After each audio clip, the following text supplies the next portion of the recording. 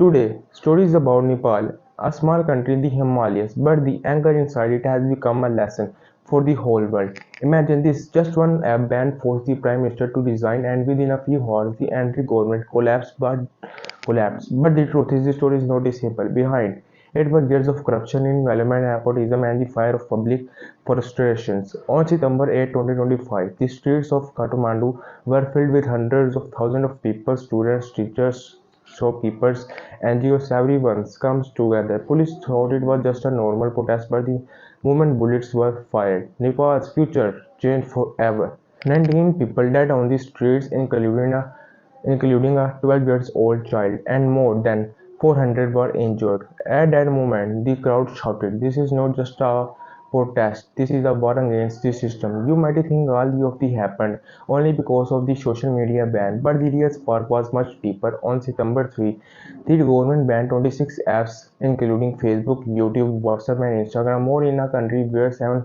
million overseas Nepalis stay connected to the families. Only through these apps, overnight was enough to cut all those ties. Freelancers lost their income, tourism collapsed, and the voice of the people was shut down. Imagine if in one single day all social media platforms were banned in the Pakistan, India, and America.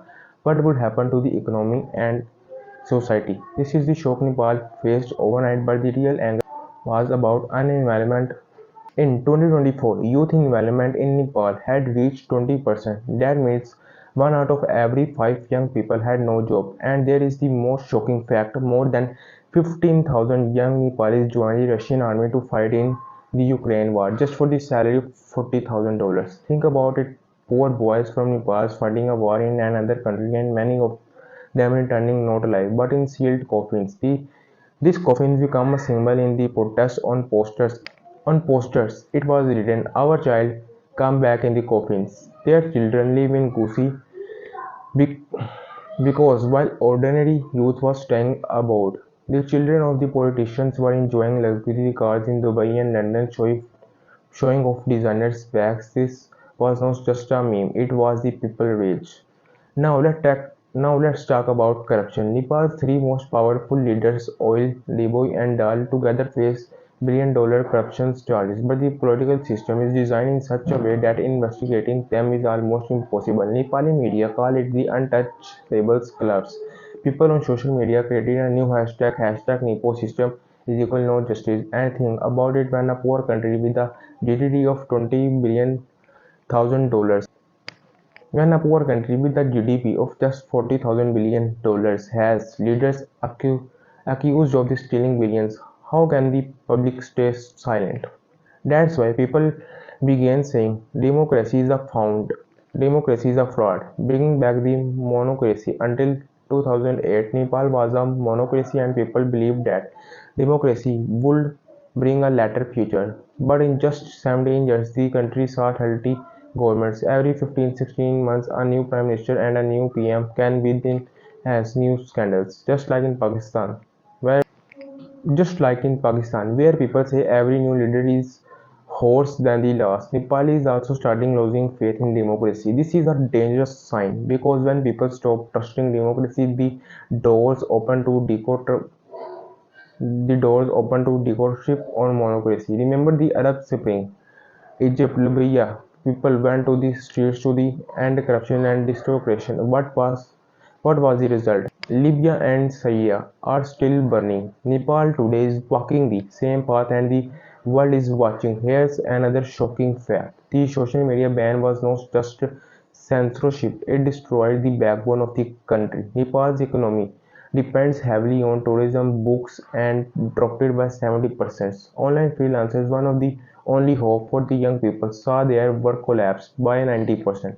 And overseas Nepalis could not even connect with their families anymore. People was saying our government did not just censor us, it disconnected us from our loved one. As protests as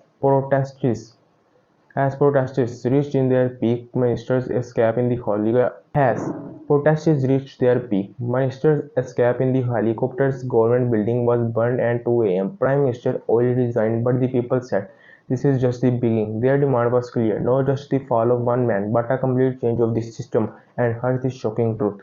Even after the resignation, the protest did not stop because people wanted reformers, not just a new prime minister.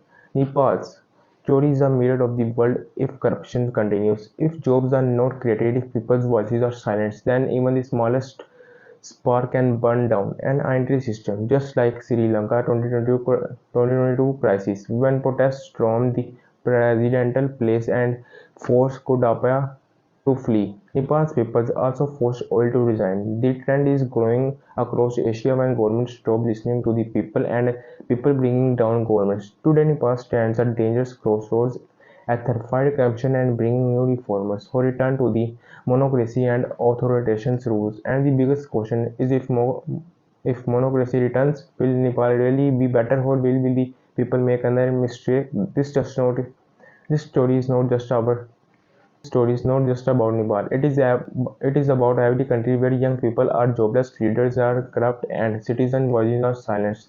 The world must understand people's silence is never permanent. One day it turns into an explosion, and Nepal proves that even the ban of a single app can lead to the fall of the government.